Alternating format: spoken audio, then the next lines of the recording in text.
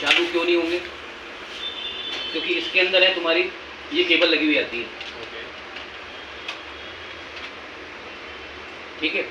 इस मशीन का पहले तो काम क्या क्या समझो, अभी तक तुम्हारी क्लास हुई नहीं है।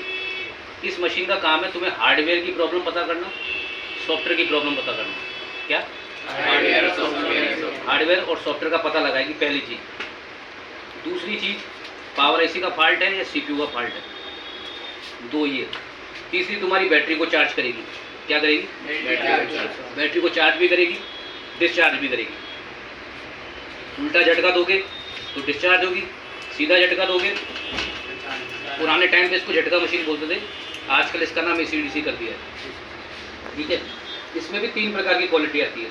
एक आती है 2 एम्पियर की, जो ये पीली वाली पड़ी हुई, ये है 2 एम्पियर की। एक आएगी जैसे ये 5 एम्पियर की, और एक आएगी तुम्हारी 10 एम्पियर की। अब ये बताओ एम्पियर क्या होता है? इसकी पावर एम्पियर होता है करंट, और वोल्टेज, डीसी वोल्टेज क्या होते हैं?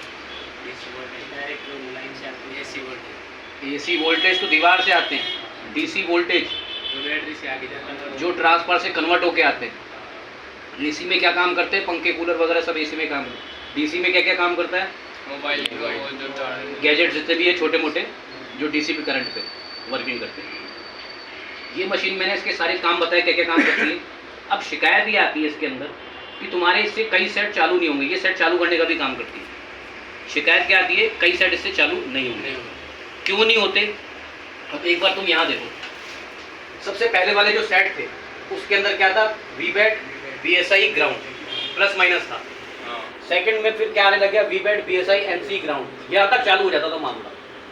फिर क्या आने लग गया? वीबैट बीएसआई बीटी ग्राउंड या थर्मल, कई जगह पे थर्मल। थर्मल क्या होता है? टेम्परेचर की लाइन। अपने सेट में दिक्कत आती है ना, temperature to high to low, वो इस लाइन की वजह से आती है। बैटरी पीना अलग चीज़ है, temperature to high to low वो अलग चीज़ है। बैटरी पीना मैंने तुम्हें बताया था, पीएफओ की वजह से चलता है। और टेम्परेचर का मामला इससे आएगा, जो लिखा हुआ आ जाता है अपने सेट के अंदर, वो इस लाइन की वजह से लिखा हुआ है। इसके बीच में कईयों के अंदर तो बैटरी के अंदर थर्मल लगता है, और कईयों के अंदर मदरबोर्ड में थर्मल लगता है। तो वो दोनों में दोनों प्रकार के तुम्हें दिखा दूंगा, पर अभी की क्लास है इससे। अब इससे सेट चालू क्यों नहीं होता? इससे सेट कई तुम्हारे चालू नहीं होंगे। जैसे अभी तुम्हारे पास कोई डेड सेट लेके आ गया, अब तुम्हें तो ये सिखाया गया है कि भैया इससे सेट ऑन हो जाता है। अब तुमने लगाया और सेट चालू नहीं हुआ, जबकि मिस्टेक थी केवल बैटरी की। क्या थी? ओनली फॉर बैटरी की मिस्टेक थी। अब तुमने इससे चालू नहीं हुआ तो तुमने हीट वीट मार के पूरे सेट का खत्म कर दिया। जबकि करना क्या था? बूट केबल आती है एक लोकल एक ओरिजिनल। जो ओरिजिनल बूट केबल होती है उसमें क्या होता है कि बीएसआई की लाइन और थर्मल की लाइन पे कैपेसिटर और रजिस्टर लगे होते हैं। जो लोकल होती है उससे चालू हो गई, और तुम क्या सोच के बैठ जाओगे कि सेट चालू क्यों नहीं हुआ, और सेट को हीट वीट मार के खत्म कर देते हो।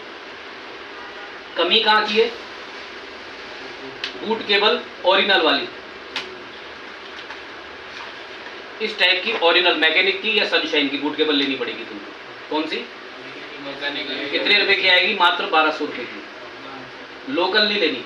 और इससे चालू नहीं होगा, इससे चालू होंगे चूसे हुए मोबाइल। चूसे हुए मोबाइल कौन से? कीपैड। और एंड्रॉइड किससे चालू होगा?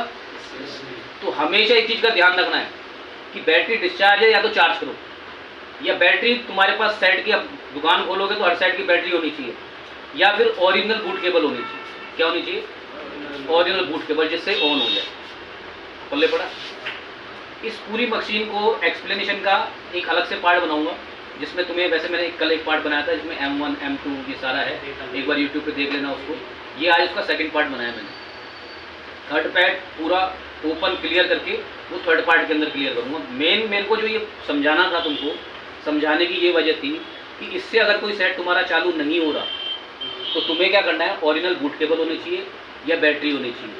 इसके भरोसे मत रहना, इसके चूसी हुई तार। इससे केवल बाबा आदम के ज़माने के सेट होते हैं ना पुराने, वो ही होंगे केवल तुम्हारे।